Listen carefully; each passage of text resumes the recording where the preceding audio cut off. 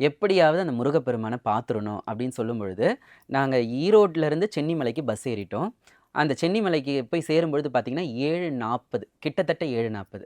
அப்போ எங்களுக்கு வழி தெரியல. சென்னிமலைக்கு எப்படி போகணும்? மலை எப்படி போகணும்னு கேட்கும்பொழுது, அங்க ஒருத்தர் சொல்றாரு, "இந்த நேரத்துக்கு நீங்க எப்படி போறீங்க? கோயில் மூடிட்டு இருப்பாங்க." அப்படின்னு அவர் சொல்றாரு. ஆனா இருந்தாலும் மனசுக்குள்ள முருகன தரிசிக்கணுன்ற ஒரு வேட்கை. அதனால அதுவும் என்ன மலை ஏறி வேற மலை போணும். ஏறி வேணா போணும். போன உடனே பார்க்குற தெய்வம்லாம் இல்ல. எங்களுக்கு தெரியாது. இந்த மலை பெரிய மலைன்னுலாம் தெரியாது. ஏதோ மலை குன்றுல இருப்பான்னு நெனச்சோம். ஆனா, அது கொஞ்சம் பெரிய மலை தான்.